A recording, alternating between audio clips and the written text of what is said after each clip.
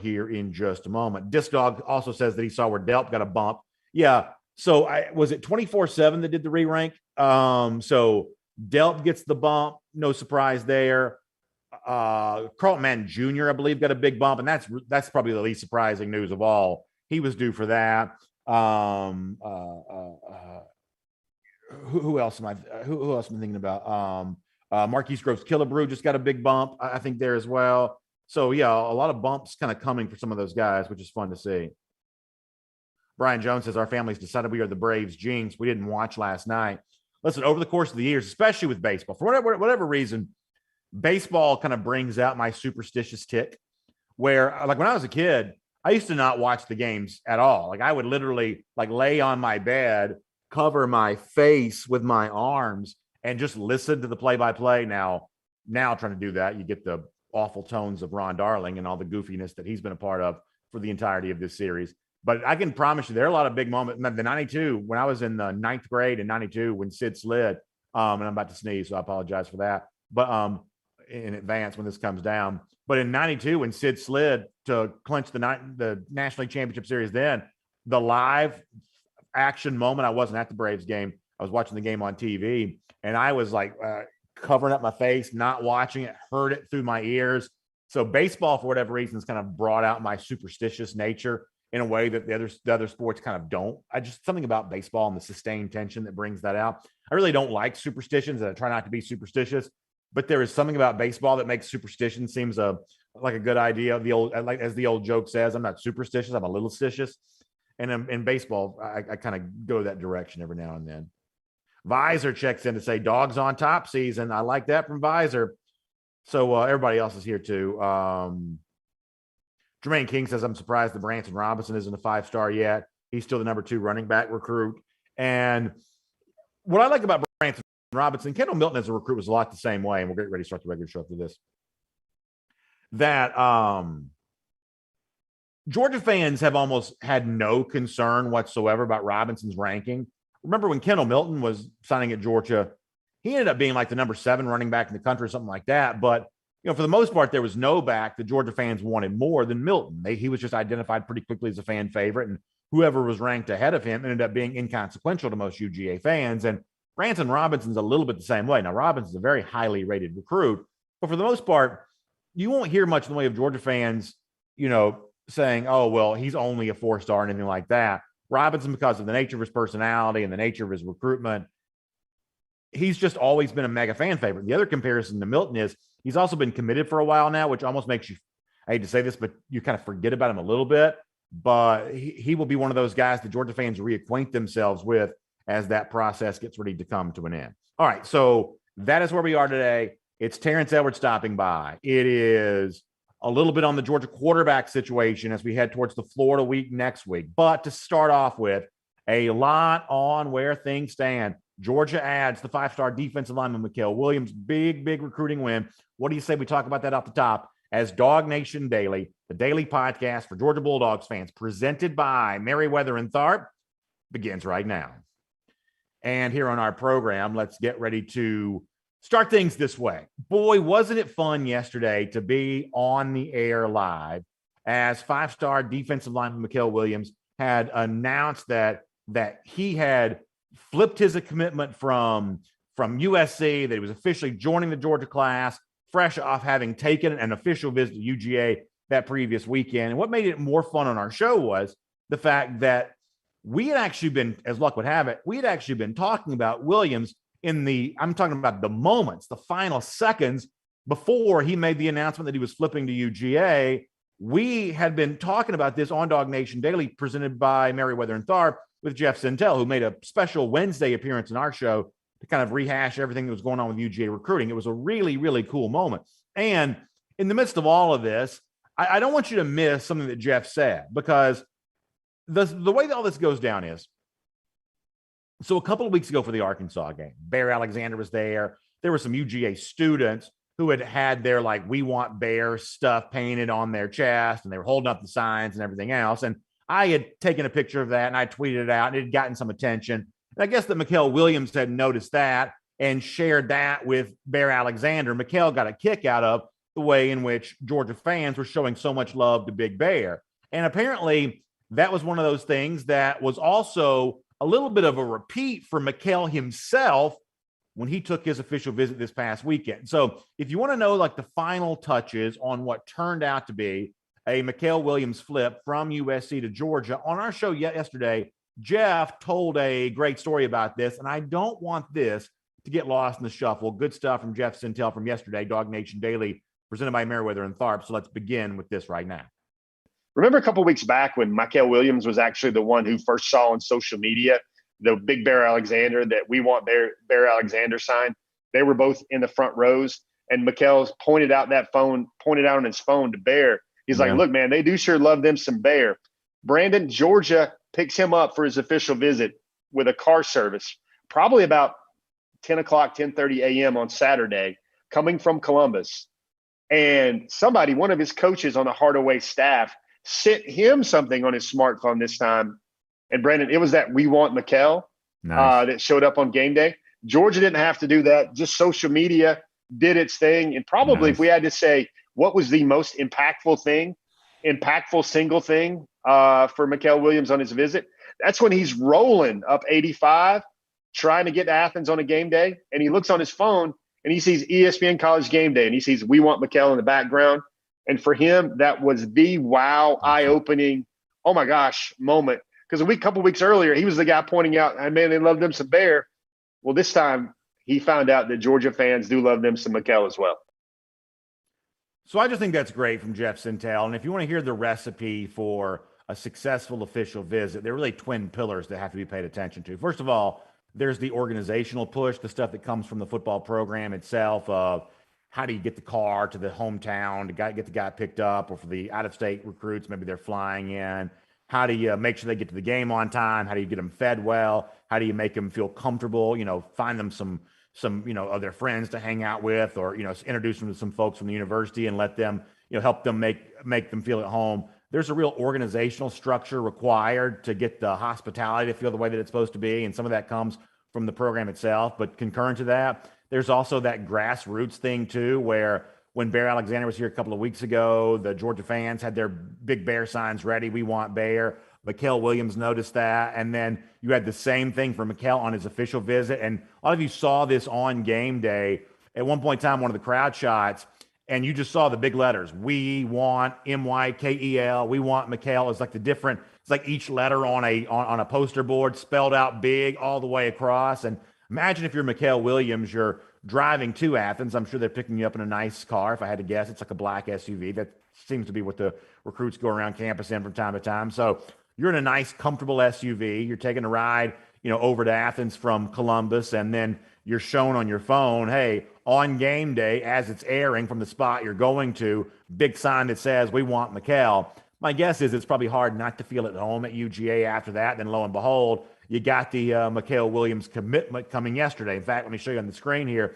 Good stuff from our Dog Nation team, putting together a very good edit for Mykel, celebrating his commitment there to a UGA. That is incredibly fun. And of course, the long-standing tradition for UGA fans, once you get the big commitment, there's always that wonderment of, well, what's coming next with all of this? And there is no shortage of chatter online about that right now. So let's at least take a moment to pay attention to that. Hayes Fawcett, who's a name that many of you may know, works for On3 now. He's kind of the guru when it comes to a lot of the edits that go out for the various recruits. But he's talking to a lot of recruits on a regular basis. And he tweets out yesterday that Georgia's flipped 5-star defensive lineman Mykel Williams from USC. He says, don't think that's the last recruit they end up flipping either. Hayes Fawcett gives you that information there. So that's pretty interesting that more flips are on the way, at least according to a guy that's talking to recruits on a fairly regular basis. I mentioned some of those Georgia staffers. How about David Cooper, who kind of manages things from a recruiting standpoint for UGA? He's also been on Twitter celebrating the news from Mykel Williams. And as you do when you play the game this time of year, hinting at what might be coming next. He says, boys getting frustrated trying to figure out how we keep doing it, and they know we're not even close to being done yet. And David Cooper gives you a dogs on top on that. So it is pretty clear that despite the fact that Burden made his decision that he made earlier this week, that Georgia is feeling really pretty good about itself right now from a recruiting standpoint. Getting Mykel Williams wondering about more flips, wondering about more big additions. And you start thinking, well, is it Shamar James, who recently decommitted from Florida? Is it Humphrey, who's still a part of that Florida class right now, who Georgia may also seemingly have its sights set on? Not necessarily a flip situation, but a big name that's out there is a guy like Christian Miller, for instance. And Miller, of course, was very active celebrating the decision for Mykel Williams. Miller and Williams are very close friends, and Christian Miller had a very cool celebratory tweet out recently, just within the last 24 hours, looking at what Mykel Williams was able to do. So a lot of reason right now to feel like whether it's Miller, whether it's one of the Florida guys, the recent decommit James, the current commit Humphrey, that right now Georgia is absolutely setting its sight on some of the biggest of big names, and it is really fun. And I was telling our video audience this a moment ago, and I'll say this, and then we'll move on to a different topic. This is supposed to be the off week. This is supposed to be the week when nothing's going on. This is supposed to be the week in which Georgia football turns off the lights, shuts the windows, and just goes into hibernation for 7 days and comes back and gets back to business of football again on Sunday. That's the way I think that some people assume this kind of stuff works. But as Kirby Smart told you and told all of us at the end of last Saturday's game, that it was not a matter of shutting down, it was a matter of shifting gears. Now you get a chance to focus heavily on recruiting. The Kirby Copter was flying last week. The big flip from Florida State with Aluba earlier this week. The big flip from USC, Mykel Williams, now later on in the week. A lot of curiosity about where things stand with Christian Miller, Shamar James, or on and on and on you go. That Georgia football does not rest. It doesn't rest during game weeks. It's the number one team in the country. It doesn't rest during off weeks either, putting together a flex that might also result in the number one recruiting class in the country too. Things are very, very good if you want to be a dog fan right about now. My name is Brandon Adams, and this is Dog Nation Daily, the daily podcast for Georgia Bulldogs fans. We're presented today by Merriweather and Tharp, and we are live on video starting at 9:45 on our First and 15, dognation.com, the Dog Nation app. Also on video, Facebook, YouTube, Twitter, Twitch, all those video platforms. Still on podcast, all the various podcasts. Obviously on the radio at noon every single day on Athens Sports Radio 960 The Ref. And our time broadcasting from my house is almost done. I was taking a peek yesterday. It is what soon to be a brand new studio. I'd put out a little teaser video for SEC Country Live. We did not do the show yesterday because we were kind of outside of the studio, and it's not easy to do Dog Nation Daily via the remote method. It was going to be virtually impossible to do SEC Country Live. There's a lot of bells and whistles that go into that show. So we took a pass on, we did take an off week for SEC Country Live yesterday, but I did do a teaser video for next week's show from the brand new control room there at our new Dog Nation World Headquarters studio. So that was really pretty cool. So feeling very good about how all of that is trending, and I can't wait to debut this new studio with you. And I tell you what, we would not be able to do this, build new studios and create opportunities for growth if it were not for our great sponsors, including our friends at Merriweather and Tharp. What I love about Merriweather and Tharp is not only do they form a great partnership with us, but they also are tremendous advocates for so many of you. In an audience the size of ours, a lot of you, unfortunately, are either going through the divorce process, you've been through it before, you may be going through it in the very near future, and it's a scary and confusing time. I won't pretend that. We have fun talking about the Braves in the playoffs or Georgia pursuing a national championship. Those are great conversations to have. The divorce conversation is not as pleasant, but it is a reality. And it's important to embrace reality and do what needs to be done, which for you means educating yourself about the process. That's why my invitation to you is to check out the website for Merriweather and Tharp. They are your source for Georgia divorce. You can find them online at the atlantadivorceteam.com. And when you check them out online, what you're going to get a chance to see is all the resources they bring to the table for you. I'm talking about blog posts and podcasts, and that's a good first step towards learning about everything that the divorce process can mean for you and how the law specifically applies to your situation. I think it also informs you with better questions to ask when you take that free initial consultation with an attorney from Merriweather and Tharp. Then you're set up to make the decision to hire them to go to work for you and let them help you make the next season of your life a lot more enjoyable. So find them online, theatlantadivorceteam.com. That's the website, theatlantadivorceteam.com. Merriweather and Tharp, your source for Georgia divorce. All right, we'll get Terrence Edwards coming up here in just a few minutes' time.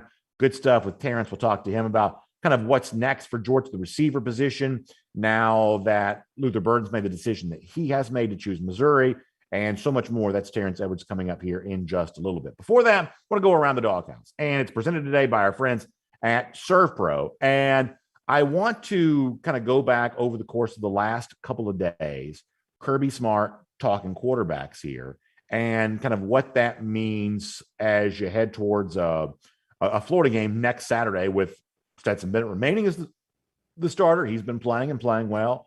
JT Daniels, the original starter, who obviously had a lot of accolades based on the way last season finished, returning to that starting role. Is Daniels healthy enough to do that? And, what is the viewpoint on Bennett here right now? So let's do a lot of that here for a moment.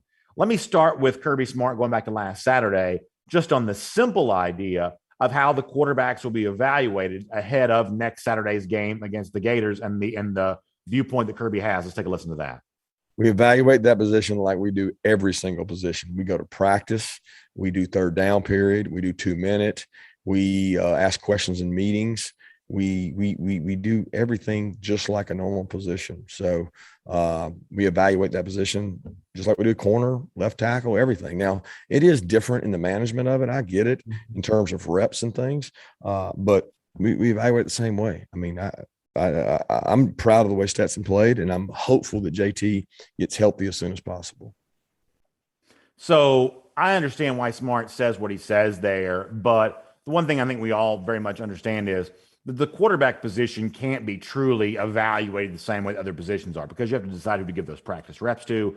Is Daniels healthy enough to get them? And if you take them away from Bennett, you have to feel good that Daniels is then going to be able to be your starting quarterback, because as we've said over and over, it's the guy who's practicing that's likely to play, and it becomes very important to be able to make a good decision on who you give those practice reps to, as opposed to who you're then going to trust, either the healthy Daniels or the hot Bennett, who you're going to trust to be that quarterback going to that game against Florida. And look at a couple of situations around the sport right now. Lincoln Riley being so, I don't know, what's the word I'm looking for? Suspicious acting when it comes to his own quarterback situation, with Spencer Rattler being benched for Caleb Williams, and how just temperamental he's been about the whole thing, because he knows that the decision to go away from Rattler to go to Caleb Williams is more than the decision to switch out a defensive back or switch out an offensive lineman. There's a lot more weight to that. And if a guy like Rattler were to bolt to the transfer portal or to sulk privately and in the corner of the locker room, that has the tendency to divide a locker room. That you have to be careful how you handle quarterbacks, because quarterbacks kind of set the tone for the mood for your entire team. And of course, Kirby Smart kind of understands that. You see the same thing kind of going on in Florida right now, where they've played the game back and forth with Emory Jones and Anthony Richardson, and AR-15 talked last week about, hey, maybe I'll transfer. At least hinted the possibility that might be something he would consider. He then backtracked on those words. But there's obviously a lot of weight that comes up when it comes to how you handle a quarterback situation. In the case of Bennett and Daniels, they're not transfer threats, I don't think, but there are some consequences when you choose to play one quarterback against playing the other, especially when the team itself has gotten used to now playing with Bennett. Kirby Smart has said they believe in Bennett. I take him at his word on that. But obviously, JT Daniels has also shown himself, when fully healthy, to be a very capable quarterback there as well. But as far as kind of drilling down on what you see specifically from Bennett, once again, going back to Saturday, Smart kind of reaffirmed his confidence in Stetson, despite the fact that a lot of people seem to think it's a no-brainer choice that they're going to go in the direction of JT Daniels. Here is Kirby talking about Stetson Bennett. We never didn't trust Stetson. I don't see it that way. I don't see it as, they've opened up the offense for Stetson. I mean, I can go back case in point to games, where he threw the ball quite a bit. There's been games we didn't throw it with him, but it wasn't a lack of trust. It was, I think of Kentucky last year. I felt like we run the ball every play last year against Kentucky, but it was what we could do to win the game. It's what we thought gave us the most success. And I remember the opening drive against them last year. I think we ran the ball every play down the field. And it wasn't a lack of trust. I mean, we trust Stetson, and I thought Stetson threw the ball, in the Alabama game. He threw the ball in some other games. So it's not like a maturation process. It's more about what the defense has given us and who's healthy on offense. I think in the case of the Kentucky game from a year ago, I think it would be fair for a lot of Georgia fans to come away from that thinking, do you really trust Stetson? Because that was a pretty tepid game plan there that day. Bennett threw a couple of picks. They didn't throw the ball very much at all. It was mostly rushing plays. Georgia only scored 14 points on the road. It was an easy win against a Kentucky team that wasn't good enough to threaten, but it certainly seemed like the Governors were on the Georgia offense there that day against Kentucky. If anything, it seems like, especially given the numbers, look at Bennett against Kentucky this season, where he eventually averages more than 11 yards per attempt, gets a chance to throw the football, strikes on a few big plays there. It seems like a lot of Georgia fans probably are left to assume that there is more trust in Bennett right now in this offense than there would have been a year ago. But that's smart, validating his belief in Bennett, whether it has always been true or more true now than it used to be. That's validation from Smart on that. And then one more on this, when he was pressed on Bennett again, going back to Saturday, once again, Smart kind of doubled down on his belief that even a year ago, when a lot of Georgia fans were just biding their time, waiting for Daniels to get healthy, that Smart still thought Stetson Bennett was playing pretty well. Let's hear Kirby Smart again. I don't know. Y'all tell me, because I thought the guy played pretty good last year. I mean, we got beat by the national champion with him at quarterback, and we didn't play real good on defense. And then he was playing pretty good against the team that won the SEC East, and he took a shot and hurt his shoulder. So I don't know that this is like all a new premonition that he's just all of a sudden gotten better. I think that he's a very effective quarterback. He's very bright. He can run with his legs. He understands what Monken's trying to do.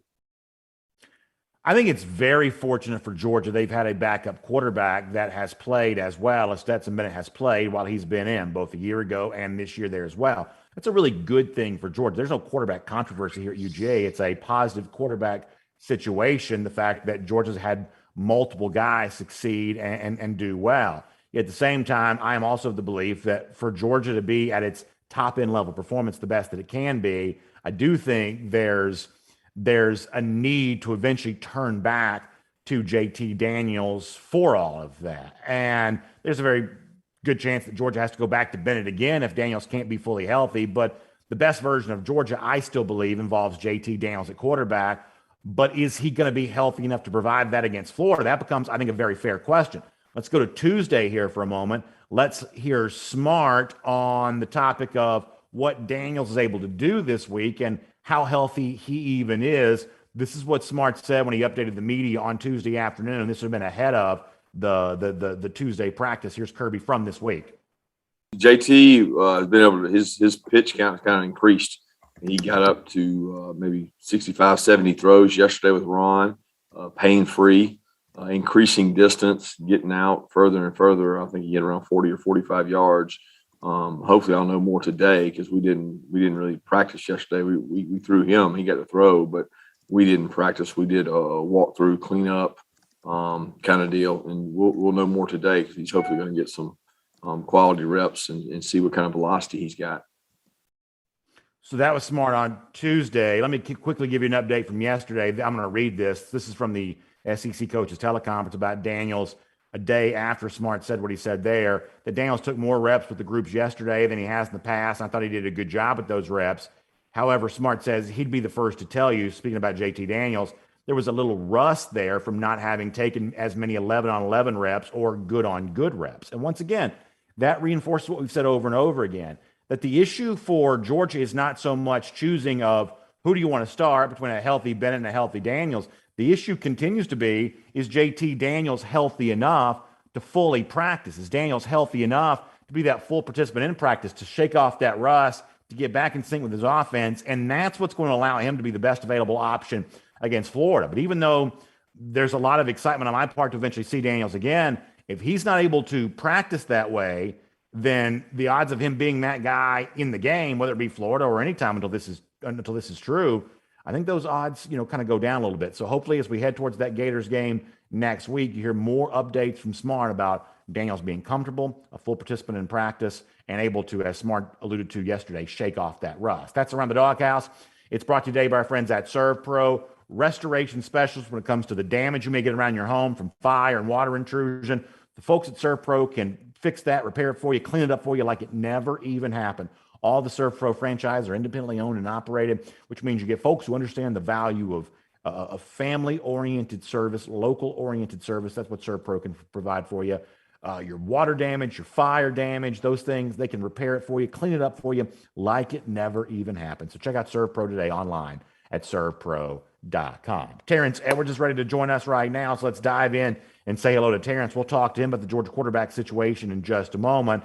Terrence, I really appreciate your time being with us here today and joining us on Zoom as we're still outside of our studio here for a couple of more days here. Before we get into the stuff we were just hearing from Kirby Smart on JT Daniels and this quarterback situation, let's also go talk about the recruiting news from this week. 5-star wide receiver Luther Burden makes a decision to choose Missouri. How much had you watched Burden, and how good do you think he could have been had he chosen UGA?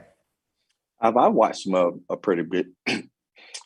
He's a really talented wide receiver, and he's would have been a great addition to this Georgia team. But that's how the recruiting goes. I think the pressure of staying home just won out. I think he really enjoyed Athens, from his words, of just how it goes. You know, you win some, you lose some. Now Coach Hankton and Monken and his staff just go and try to find the next one that fits what Georgia's trying to do. Yeah, I mean, and some of the names that come up there, the idea that a Kojo Antwi may reconsider Georgia. Obviously, Andre Green Jr. is out there. Also seems like Georgia's looking a little more closely at some of those in-state receivers there as well right now, guys whose profile is being raised in their senior year. You have an idea of other names that are out there? I mean, obviously, you've told us a lot about Ladd McConkey now, and that's turned out to be true. Are there other names out there for Georgia that you kind of have your eye on that you think could really draw some interest here late in the process? There was a kid at McKeachin that I've watched and seen grow named Caleb Webb. Okay. He really jumped on the scene this year in the Coca-Cola, 6'4" receiver, and verified, I think, 10.7 in the state track meet. So he's a name that is shooting up the boards. He was a East Carolina commit, but now he's definitely garnered several SEC offers. But that's a name that you can really take a look at late in the process. Good to know on that. Appreciate that for sure.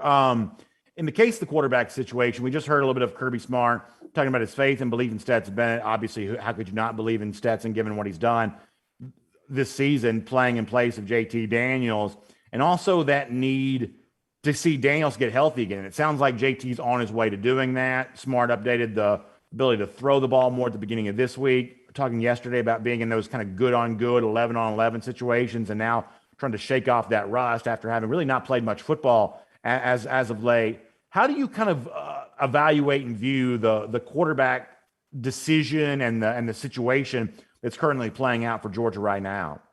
I tell you, this situation is got to be handled very delicately. What I mean by that, like I said last week, it can split the team. It really can split the team at the way Stetson is playing right now. There may be some team members that think Stetson should play there, some that may think JT. So Coach Smart really have to keep this real tight in the meetings, and whoever performs well at practice gets to play. So I wouldn't say who would start, but whoever performs well in practice, I say get to start. Yeah, I think that last part of that's so important for me. I mean, I'm a big believer in JT Daniels as a player. I've also enjoyed watching Stetson Bennett too. I don't necessarily think this is like a Wally Pipp situation to date myself with the reference. I don't think this is one of those situations where Bennett makes people forget about JT Daniels. Right. But at the same time, I don't think it's unfair to JT to say, hey, you've got to win that trust back. It's not because the players stopped believing in you. They've just been doing this now, grinding at practice, grinding in games. They've been doing that with someone else other than you. So, you know, the word I've used a few times here is you got to assert yourself. You got to reassert yourself as the true leader of this team and take that reign back over the course of this off week and going into that week next week against Florida. I don't think it's unfair at all to tell JT that that's what it's going to take to make everybody in that locker room believe that, yeah, you are the guy that's going to take Georgia down this stretch run. Oh, I think so. If JT is the guy, if they've told JT and continuously told the team that when JT's healthy, he's going to be the quarterback, they really have to insert that, because the worst thing for a quarterback is looking over his shoulder, having another guy over your shoulder that really can play. And that's the thing. So I think if JT and Coach Smart has really told the team, doesn't matter how well Stetson has played, JT is the man. But for JT, he has to have that confidence that if he makes a mistake, that he don't have to worry about the coaches pulling him for Stetson. That's the most important thing for the QB is he has to feel comfortable that he can go out there and play free. And if he make a mistake, that it's not going to be that he get pulled in the game. He has to go out there and be able to play carefree football to be the best version of himself.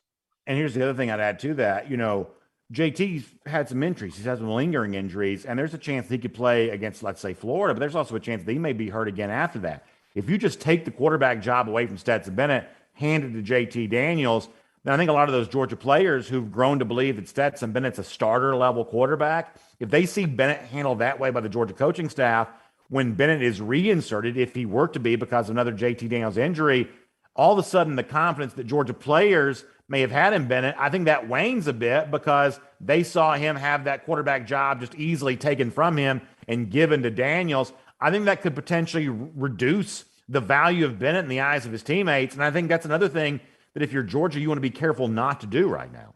Oh, most definitely. Most definitely. You have to keep everyone confidence up right now in both quarterbacks. And I think the staff, I think the players have confidence in both. And that's a good thing that the players have confidence in both because I don't think JT has lost the game as a starter in Athens. And Stetson have each week have provided a spark and lift and helped. And I don't want to use the word manage because I don't think he's managed the game. I think he's made the plays that he's had to make. There's some throws that he wished he could have that for the most part. He has helped this team win. So, like I said, it's a delicate situation, but I think Coach Smart has he has the vision. He has had to be really keeping the team. I think he had to really keep the team understanding of the situation. He has to keep them abreast in meetings of what's going to happen. If not, I think the team may be split because Stetson have played so well. Yeah, I think you're right about that. It's obviously an off week for Georgia. Some of that's going to be spent trying to get some guys healthy, especially at the receiver position, the position that you know so well. That's a big storyline for UGA. But beyond that, how do players use this week? How do you combine get the rest that you need? Some of that's also mental rest too, because you've obviously been straining very hard over the course of the season, but also get focused on the big tasks at hand once Georgia gets back to the business of football next Saturday. What's the player mindset during an off week right now to really get the best of both preparation and the rest that you need?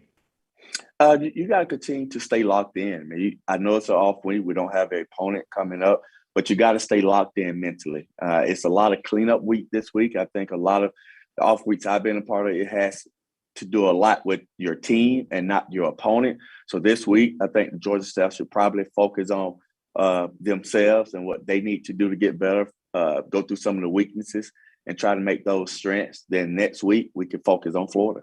No, I think that's probably right.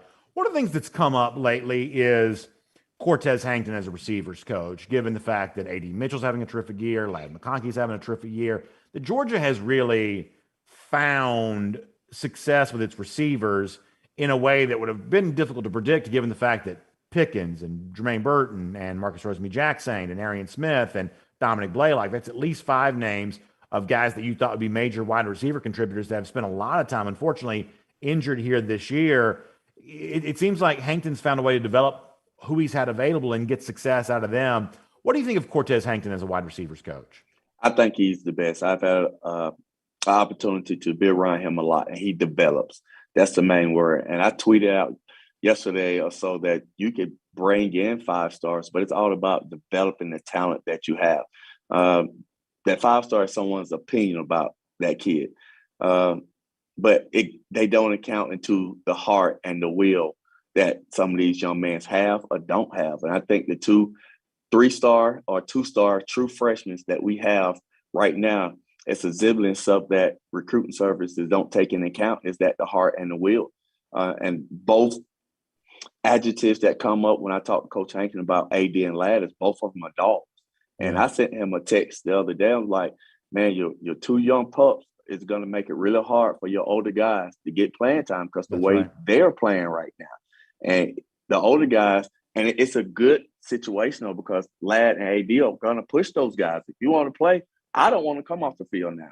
Mm-hmm. So if you want to play, you're going to have to elevate your game to what all the recruiting services say you are, because I want to continue to play. And I told him that. He said, you're exactly right. So it's a good thing that AD and Ladd is pushing those guys and playing the way that they're playing, because it's going to be hard to take them off the field because they're doing such a excellent job. But I think this week is a week that Jermaine Burton can get healthy. Kearis Jackson's going to come back healthy. Mark is going to come back healthy. So Adrian Smith should come back healthy. So we should get some of those guys back. That just should help the offense tremendously.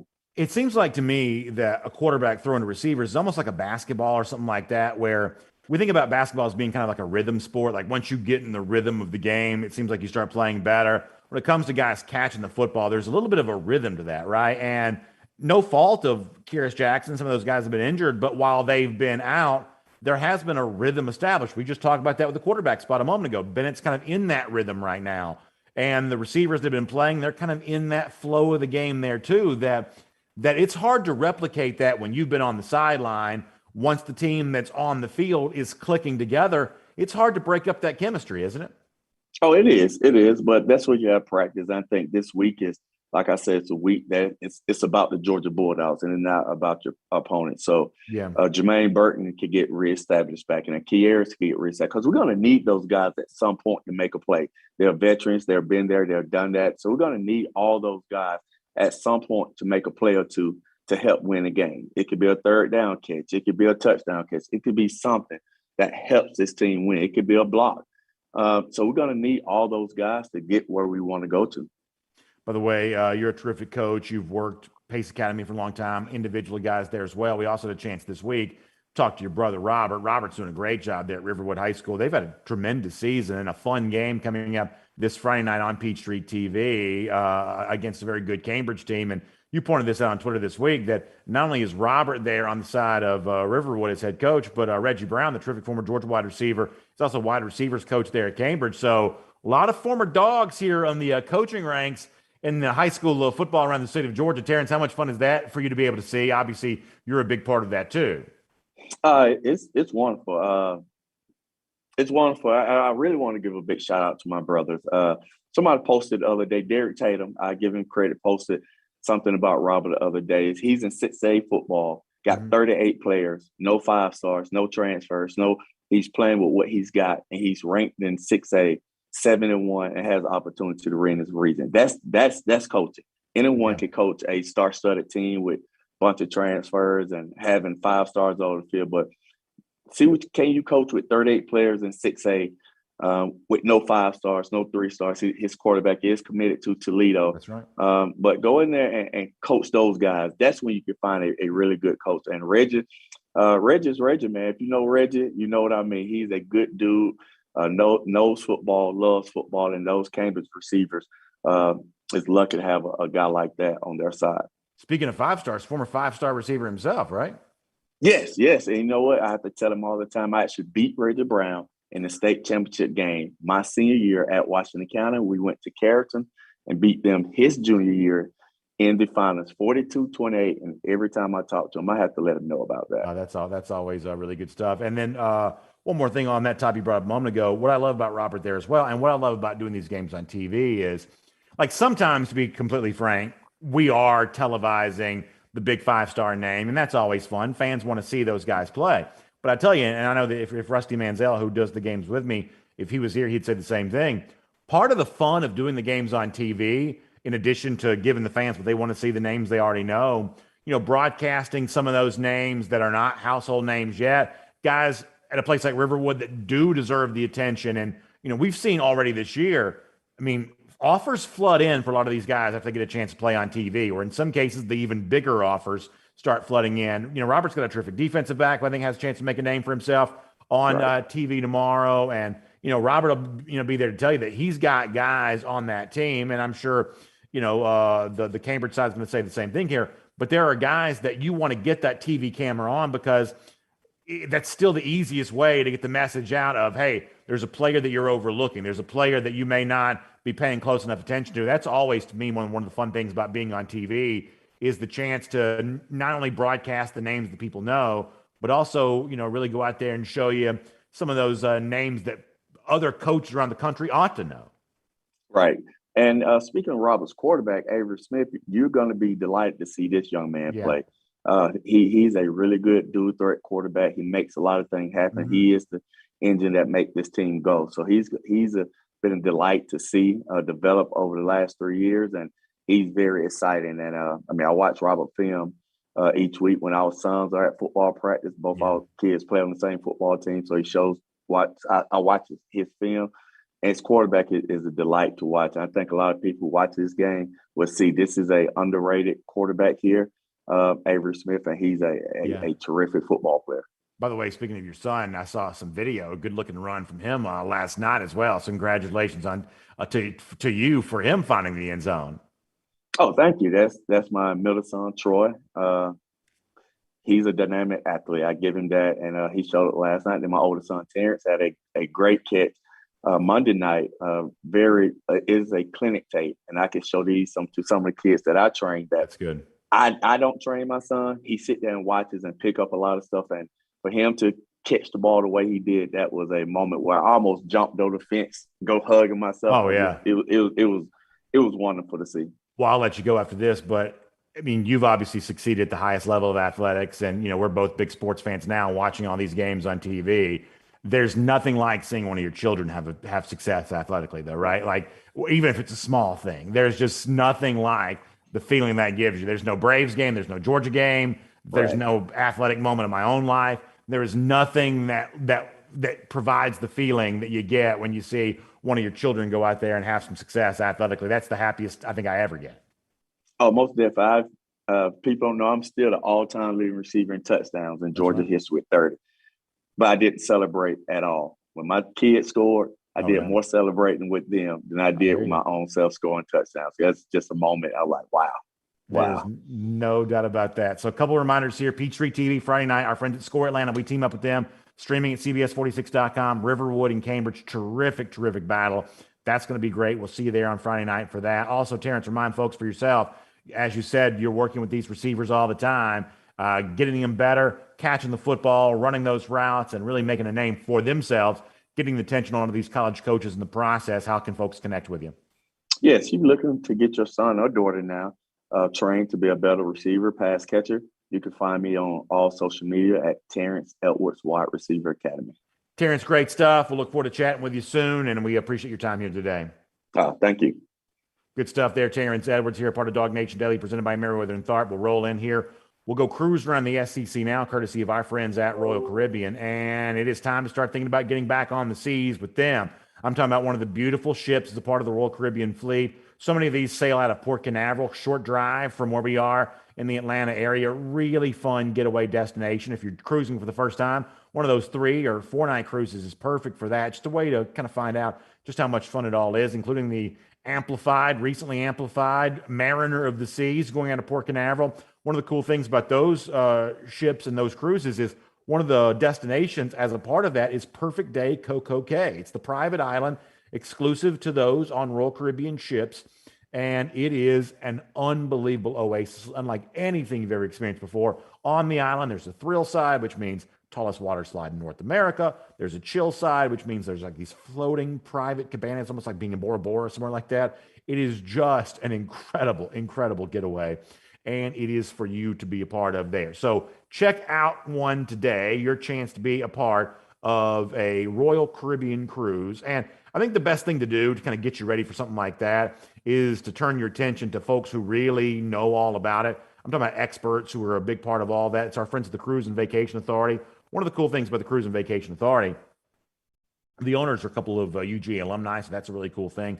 But they also know all about everything involving a Royal Caribbean cruise vacation. They can get you set up with the very best choice specifically for you and everybody you're taking with you. So let's talk about this Cruise and Vacation Authority website, tcava.com. That's tcava.com. Or you can give them a call, 770-952-8300. Once again, that's 770-952-8300. Check out the Cruise and Vacation Authority here today.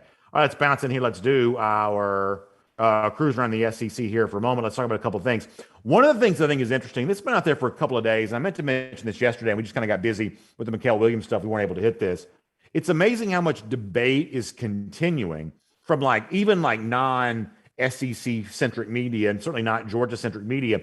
The debate has really continued about Mark Stoops' decision to push for that late touchdown last Saturday against Georgia. The long drive, was it 20 plays, something crazy like that, more than 20 plays, chews up all that clock, calls those timeouts there at the end, punches it into the end zone. And what's been treated as like semi-controversial. I watch a lot of these like gambling podcasts or listen to these gambling podcasts, and the bettors have definitely taken notice of the fact that Stoops tried to score the touchdown when he did, because the closing line last Saturday was around that 3 touchdown mark. And when Stoops scored that touchdown, it put Kentucky inside the number there.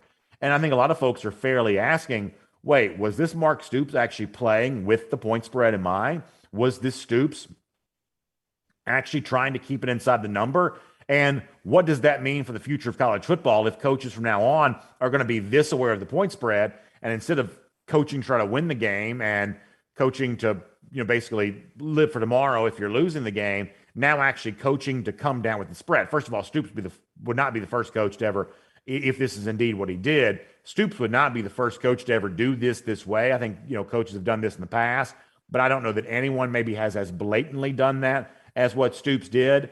And we may never know if this was Stoops just wanting to score a touchdown, or if this was Stoops truly trying to play for the spread and be able to have his fans tell each other, hey, we covered the spread against UGA, something that most teams this season have not been able to do. We may never know that for a fact.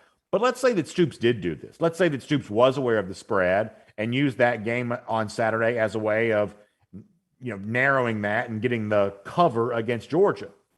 If Stoops did do that intentionally, I actually don't think it's that bad of a thing. First of all, it's his 60 minutes. He gets to use them however he wants. And if he's able to go back to practice this week and say, hey, we punched it in on Georgia there at the end, if that builds up his team, then, I think Kirby Smart's saying what he said this week of, hey, he's just trying to do what he needs to do for his team. I actually don't think it's all that controversial that Stoops did what he did. But here's the other thing that's kind of out there on this a little bit, and this is the point that I really wanted to bring up. There's a little bit of a thought out there right now when you look at Kentucky's remaining schedule. There's a chance Kentucky could win the rest of them. It is not beyond the realm of possibility that Kentucky finishes the season at 11-1. They're not going to win the SEC East. That's going to be Georgia. But it's entirely possible that Kentucky goes 11-1, and their only loss is going to be at Georgia in a game in which they were certainly closer with UGA than most teams have been, and they can now say, hey, we covered the spread against Georgia. I don't think this is ever going to happen, but it's at least worth considering. We've talked about the possibility of 2 SEC teams making the college football playoff.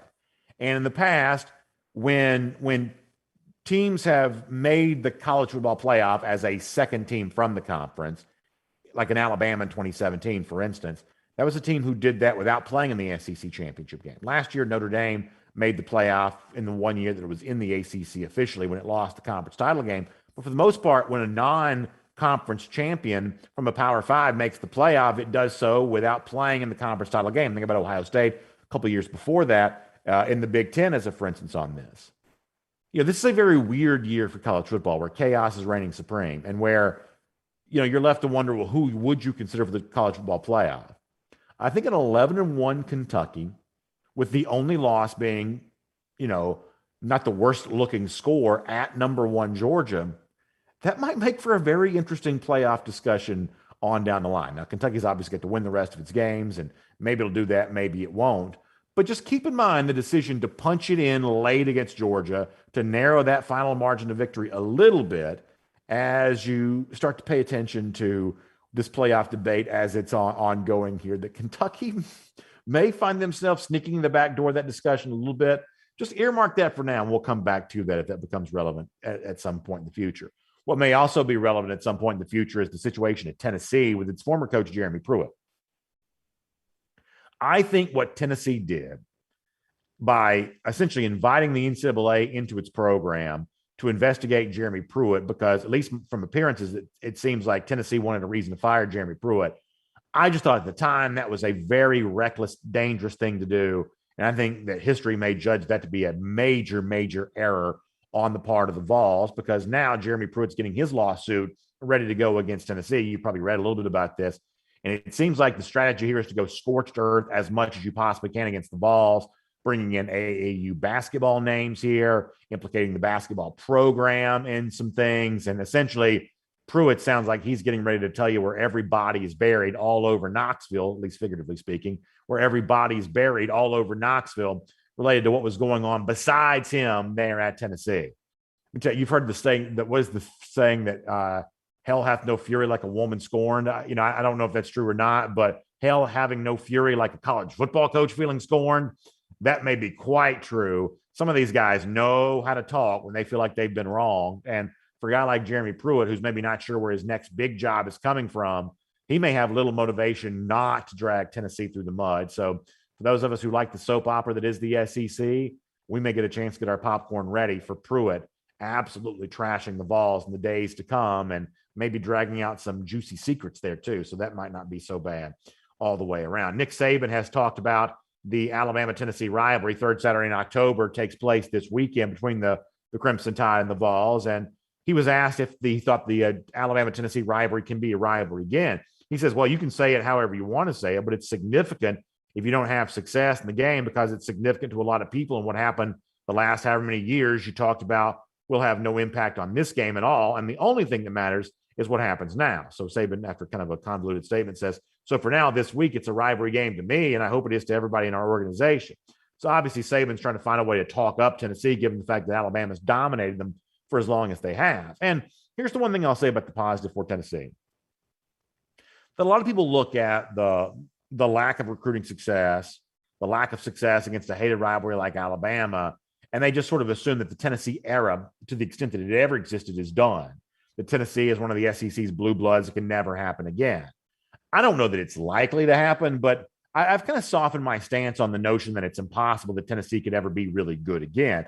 Part of that's just because I just see more national recruiting taking place. More programs going well outside their geographic footprint to bring in players. That's what Tennessee has to do. The state of Tennessee's high school football is getting better, but it's still not anywhere near where a lot of its border states around the South are. So you have to recruit somewhat nationally at a place like Tennessee, but recruiting nationally is becoming a little bit more possible than it once would have been. And a lot of guys like to kind of gather themselves on one of these super teams now. So it seems like in the cycle that we're currently in, Alabama dominating Tennessee and Tennessee struggling. They're more than almost a 4-touchdown underdog, more than a 4-touchdown underdog against Alabama on Saturday. That it's just never going to change. It's never going to reverse course. But prior to Nick Saban, Tennessee also dominated Alabama for a long time to come too. So these things do have a tendency to be a little bit cyclical. And the idea that this rivalry can never shift back in the direction of the Vols again, I wouldn't be so quick to assume that necessarily. Saw where Bob Bowlesby, the Big 12 commissioner, has spoken out about a feeling of betrayal because of what has happened for him in the way that the way that it goes down with Texas and Oklahoma leaving the Big 12 for the SEC. And the thing this reminds me of is, the old football movie North Dallas 40. It's actually a movie that came out before I was born, but there's a line in the movie that I'm aware of that kind of always gets my attention where I guess the one player says to the owner, I think, he says, why is that every time I call this a game, you call it a business, but every time you call it a business, that I call it a business, you call it a game? That, it seems like there's that thought of, Bob Bowlesby, who's obviously in business as Big 12 commissioner to get as much business as he can, all of a sudden is like, hey, we're supposed to be colleagues here. We're supposed to be playing a game. And, Texas and Oklahoma betrayed us when all Texas and Oklahoma really did was the same thing that Bowlesby tries to do on behalf of the Big 12 all the time, make the best business decision for them. The fact of the matter is the Big 12 was always the weakest of the Power 5 leagues, and now it's not really even a Power 5 league at all anymore. It's going to have 12 members going forward, but it's not going to have any marquee flagship institutions, and it really becomes more like a group of 6 situation where it'll take its place alongside the American Athletic Conference or the Sun Belt or something along those lines. It certainly doesn't belong in the same conversation with the leagues like the SEC or the Big Ten anymore. So there's still more chatter, more hurt feelings related to Texas and Oklahoma leaving. And right now, there's not a huge motivation on the part of the SEC to accelerate their admission into the SEC because they're not going to get any extra money for doing it sooner. But you kind of wonder, are the situations out in the Big 12 getting so sour that the league just may dissolve before the deadline some years from now, just because these entities can't coexist together anymore? We'll make that your SEC through. And here on Dog Nation Daily, I'll also remind you that as you're heading towards the weekend, fun time to start thinking about a little Marco's Pizza. That's always a really good thing for you to be able to do. I'm talking about those 3 cheeses blended together on that golden brown crust, perfectly baked every time. Old world, authentic toppings like the pepperoni, the sausage, everything else just tastes great. And it's a great price for you right now, too, including a bundle which includes a large one-topping pizza, the pizza bowl, which is like the pizza flavor without the crust, and that cheesy bread, all just $21.99 right now. So find it online, Marcos.com or the Marcos app. You can be enjoying yourself some pizza as you're watching baseball tonight, or if you're flipping over to football or heading towards the weekend, maybe enjoying some time off away from Georgia football. Marcos Pizza goes great with whatever you're doing. And make sure you check them out today, Marcos.com and on the Marcos app. All right, we've got a great collection of golden shoes I want to give out with you today. So let's get ready to bounce through that right now. Here's some very, very fun stuff to give, including our buddy Arnold Santiago. We're going to give him a golden shoe because Eagle Eye, and I saw this on TV last night too, and Arnold shared this with me. From the game last night at Dodger Stadium, late in the game, the Braves are celebrating their victory. Arnold writes in a salute to this DGD, repping UGA at Dodger Stadium. He says, "Go Dogs, go Braves." He says this guy should get a Golden Shoe Award. And there he is, the Georgia G t-shirt there at Dodger Stadium. When I was watching this live, I almost halfway wondered, is this somebody that went out there for the Rose Bowl in 2017 and just never found his way back home again? But either way, good to see the Dogs, along with some Braves fans represented there at Dodger Stadium last night. Frank Palumbo helping us keep it alive. Hashtag JD to NYC. Jordan Davis diving for that Heisman Trophy Award. I'm telling you right now, y'all, this is happening. This is not a drill. We talked about this yesterday. You know, Feinbaum on Get Up, the ESPN, CBS, all the major outlets now have made it a big talking point, really echoing what Georgia fans have been saying as a part of this show now for a while, that Jordan Davis is going to New York City. Frank Palumbo is helping us with that. Appreciate that. Deadhead Dog also shouting out me, saying we've got me to thank for getting this ball rolling. Hashtag JD to NYC. And I can promise you this. I'm happy to have played a role in this. I don't want any credit for it. Don't want any credit for it. I want Georgia fans to enjoy doing this. I want Jordan Davis to be the one that gets credit for this.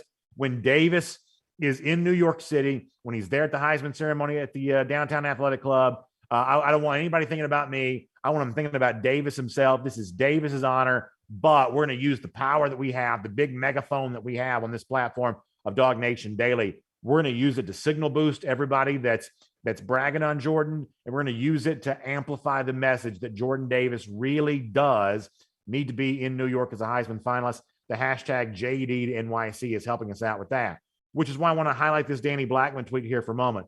Y'all, here's what we got to be careful of.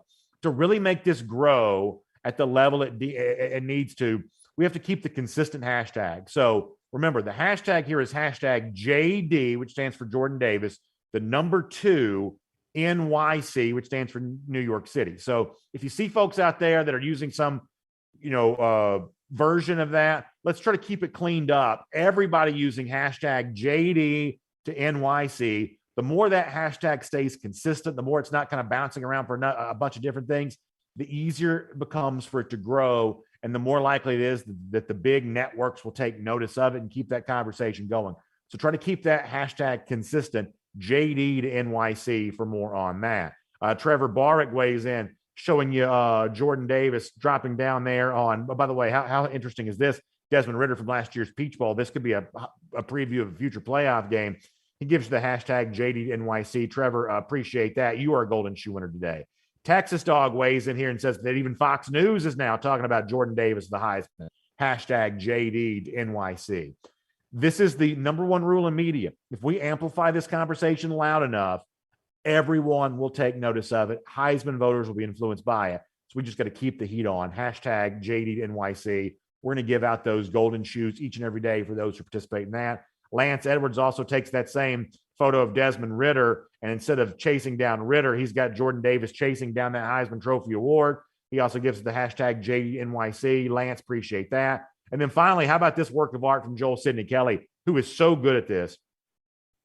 Gives you Jordan Davis, the very hulked up, muscular looking Davis, holding the Heisman Trophy. The hashtag says JD to NYC. Joel Sidney Kelly gives you the Go Dogs, tags Jordan in that there as well. I hope Jordan's having fun with all this because we're obviously doing all of this on his behalf.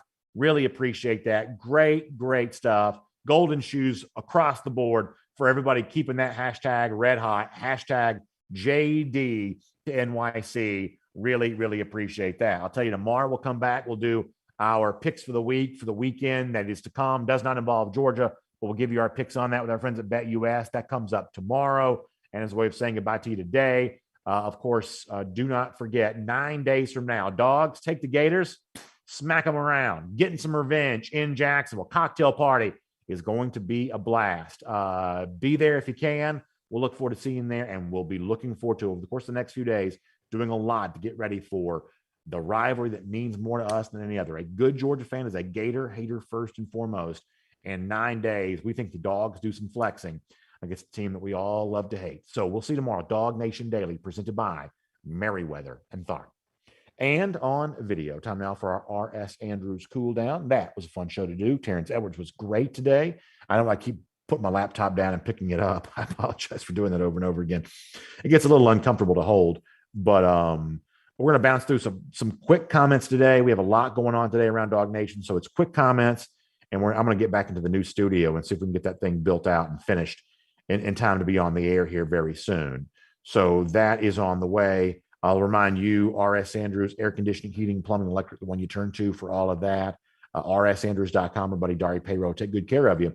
Tell him that Dog Nation Daily said that he would, because I know that he will. Jamie Kennedy gives you the JD to NYC. Appreciate that, Jamie. Thanks so much. Jerry Moore says our players from Clemson testing the transfer portal. Yeah, it's kind of funny. Dabo chooses not to use the portal himself, but that doesn't mean Clemson players can't use the portal, and you may see some of that if Clemson doesn't feel like the place to be anymore. Mike Hughes says, I know I'm looking ahead here, but if I think we can run all over those Gators. He says, if LSU can do it, we can do it. Yeah, did you see last week the LSU running back broke Herschel Walker's record for the most rushing yards ever against Florida? That is not a precursor ahead of playing this version of Georgia here this upcoming Saturday, or 2 Saturdays from now. You're right about that. Jermaine King, I appreciate the kind words. That's very nice of you to say, Jermaine. I appreciate that. Dennis Pilardi brings up a good point. I didn't mention this in the regular show, but another top 25 team did lose last night. Year of chaos continues even at the group of 5 level as the Chants, Coastal Carolina Chanticleers, lost last night to an Appalachian State team that has not been very good this season. App State has not been strong, but they did lose last night. I should say they did beat Coastal Carolina last night. Chants wearing teal helmets for the first time, I believe, but not enough to get them to the pay window against the Mountaineers. Cheston, on the subject of Georgia, Kentucky, says, we got dog walked, but we're champions of life because we scored a last-second touchdown against UGA. Yeah, Cheston, I'm not going to come down as hard on Stoops on that as some Georgia fans are, because there were loud boos in the stadium, and clearly you're not buying it for a second. But, I mean, think about this, though. I mean, people say, well, moral victories don't matter, and they don't. But if you can have a little bit of a, hey, we went in there against Georgia and we found a way to score a touchdown, you don't think you could use that a little bit? I mean, I know it's irritating if you're a fan to see a team trying so hard for what was essentially a garbage time moment. I get all of that. But, I mean, I don't hate this for Kentucky to find a way to score that touchdown. Scoring margin matters. I mean, I'm sure there are a lot of boosters that had bet on the game. They're probably happy to cash a ticket on that. So I get where you're coming from. And my guess is, Cheston, the majority of Georgia fans probably agree with you, but I wasn't that bothered by what he did. Cheston also says, when was the last time Kirby called a timeout with 23 seconds, down 23 with 7 seconds left? Yeah, schools like Georgia don't do this. You're right. But Kentucky also doesn't play at the same level that Georgia does. If Georgia did this, I'd be pretty frustrated. And frankly, Kirby kind of was more angry at Auburn for doing this because I think probably rightly so, Auburn is viewed to be a little bit of a higher plane than what Kentucky's on. So when Auburn's trying to call those timeouts late, maybe you get more frustrated with them because that's unbecoming. But who is Kentucky to not try to scratch and claw and get whatever they can? So, I mean, I get where you're coming from, but I mean, I just think Kentucky's the kind of meager program that any success probably makes some sense.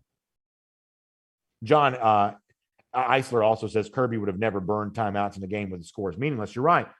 Totally right. But Georgia also hopefully is never going to be down like that in a game where the score is meaningless. You know, Kirby wouldn't do that because Georgia's playing for wins. But when you're not playing for a win, if you can play for a cover, especially now, if they go on and lose 2 more games, then it's pretty dumb.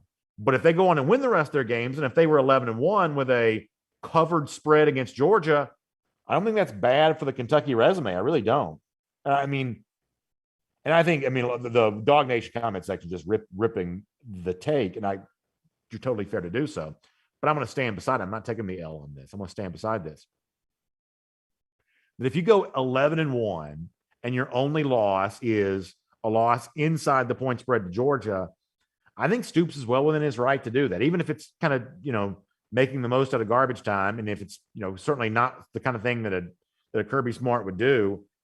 I think you're kind of well within your rights to sort of do that, but I am getting ripped for that at dognation.com, and maybe deservedly so. Let me go over here to Facebook here for a moment, and we'll do some YouTubes, and we'll get out of here after that. And hope all of you are doing great. On Facebook, Matt Rukavina says Kentucky won't have a marquee win either. What's their best win? Is it going to be LSU? Is it going to be Florida? Yeah, I mean, I think that in Kentucky's case, just being 11-1, if they could be able to do that, and I can't believe I've gotten backed into a corner on defending Kentucky here, because that's not necessarily the place I want to be. But I think in the case of Kentucky, just being 11-1 would be their own marquee. And I mean, that's not a record that Kentucky's going to have much of a chance to put together at any time. And even 11-1, they'd probably still be left out of the playoff conversation. But going 11-1 with that close game there, or not, I shouldn't say close game, close-ish game, closer game, I think gives them a chance to at least be part of the discussion. Listen, there are a lot of Kentucky fans that if they heard their team even debated on the playoff show at some point in time in November, even debated as a part of that, that'd be a national championship, right? I mean, to even have that as a part of the discussion would be more than they could ever hope for in football. Their standards are just lower. And I don't fault them for trying to have the standards they can have. David Hill says, any news on Eric Gilbert? And I would say no. I mean, I may play this audio on the show tomorrow. Smart talked about him on Tuesday. And the thing that he said was, and this is, I think, a pretty key statement. He said, we don't know when he's going to come back or if he'll come back. And so I don't want to read too much into that because it's unfair. But as of right now, you should know that Gilbert is not close to returning to Georgia, and it's not an obvious thing that he will. Now, I hope he does, but at the very least, Gilbert's return to Georgia is not imminent. Dennis Conley. Thank you, Dennis. Finally, somebody comes to my defense on this. Thank you, Dennis. He says that he thinks I'm right because if Texas A&M hadn't lost so bad to Alabama, they could have made the college football playoff. I think Dennis is actually right about this, that the thing that hurt A&M, especially in comparison to Notre Dame, which made the playoff, was that A&M got blown out by Alabama. Had A&M found a way to keep that game a little closer, maybe they win the argument against Notre Dame, because the way it worked out was you say, well, A&M got blown out by Alabama, Notre Dame got blown out by Clemson, so there wasn't an obvious reason to take A&M over Notre Dame, so Notre Dame just kind of got the nod there. But at A&M only lost by, 10 points as opposed to whatever it was they lost, 20-something points, I guess. That just ended up hurting them in the argument. That getting blown out against Alabama hurt them a year ago. That's a very good point. Zad Tomberlin says Pickens is coming back soon. Yeah, I mean, my optimism for Pickens is pretty good right now. I think the Florida game's probably a little too soon. But I've told you folks over and over that the longer it goes with Pickens being around the Georgia program, I think the better the chances are that he eventually is a part of all this. For sure. I mean, right now the attitude around Georgia is really pretty contagious. And so I think that's the kind of thing that Pickens probably notices. Let's go to YouTube here for a moment. On YouTube. Hold on. Here we go.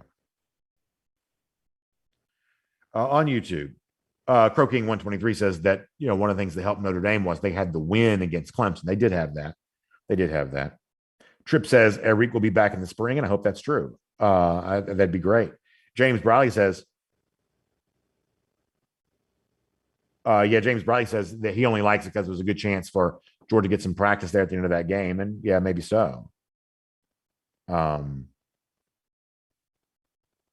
Jerry Dogfan says if Lanning were to leave, and I hope he stays forever, would Kirby hire Jeremy Pruitt or maybe keep Muschamp as defensive coordinator? Well, the good thing is a guy like Muschamp wetting the wings would certainly be a very good DC for Georgia if and when Dan Lanning moves on and becomes a head coach. And so right now, Georgia seems to be set up pretty well on that.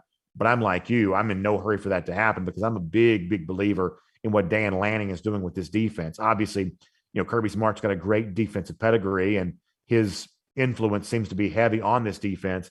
But I think that Dan Lanning's own personal influence is pretty heavy here too. Lanning seems to be the kind of defensive coordinator, I believe, that likes to be aggressive when possible. And I think that he's helped really insert that into the Georgia repertoire here over the course of the last couple of seasons. Scott Harris says, let's also be glad that Georgia's in a spot where time touchdowns don't matter. Very good point for Scott there. Johnny Lester says, we need JT, and very well may be able to get him back there. That's obviously going to be watched closely. Reformation Logistics checks in to say that Stoops was being a coach, not just have the clock, but he used the clock. Georgia should have stopped their offense. So Reformation checks in on that. Paul Moon says Pruitt seems to be a toxic guy. Bubba says Pruitt's burned too many bridges. I mean, the one place that Pruitt may have burned the most bridges is just at Georgia in particular. How does Kirby personally feel about Pruitt? I guess I don't really know about that. But even though a lot of the particulars have now moved on from UGA since the Pruitt time, the chances of Jeremy Pruitt ever being back in Georgia, I'd say, are pretty low, just given how wild the reports are of what happened while Jeremy Pruitt worked here. That was a crazy time, and a lot has been written, including at Dog Nation back in the day. Scott Pete says Muschamp's got his hand deep in the defense. Yeah, I think even though Muschamp's official role right now is a special teams coordinator, there's no doubt he's influencing this defense here a little bit. No question about that at all. G. Grace Bama Boy says Pruitt's beloved in Alabama, which he should be. I think that Pruitt's certainly a sharp defensive minded, good recruiter. But G. Grace, you also know that some of that's related to the fact that they want to love Pruitt as a way of not having to admit what they lost when Kirby Smart left. And G, I love you. And, I love going back and forth with you. But some of that love for Pruitt is a way of not having to acknowledge what left the program the moment that Kirby Smart walked out that door. Let's go. Brandon says, are there any Jordan Davis type players out there waiting to get recruited? I think that Big Bear is a little bit like that. But, the thing that makes Jordan so valuable is the fact that when it comes to that kind of athleticism, that kind of size, in most years, there will not be a Jordan Davis. The Davis is a little bit like a football version of like a Shaq or something like that. And that the size and athleticism combination is just so hard to replicate. So when he leaves the field, Georgia doesn't really have another player all that similar to him, although it has a lot of other good defensive linemen, but not that many players all that similar to what Davis brings to the table. And obviously, as I said before, you go after the Big Bears of the world and some of those great defensive linemen. They're just very few examples of guys who are quite like what Big Bear brings to the table. What Jordan Davis brings to the table. That's how unique of a guy he really is. So great questions all the way around. I appreciate you being here as part of our RS Andrews cool down here today. Check out RS Andrews online at rsandrews.com for your air conditioning, heating, plumbing, and electric needs. We will see you back here tomorrow for Dog Nation Daily, presented by Meriwether and Tharp. As I told you before, we'll do our Bet US picks for the week. We will hear some more UGA recruiting talk, and we'll start to get ready for the Dogs and Florida. That is all coming up tomorrow. Dog Nation Daily, presented by Meriwether and Tharp. We'll look forward to seeing you then.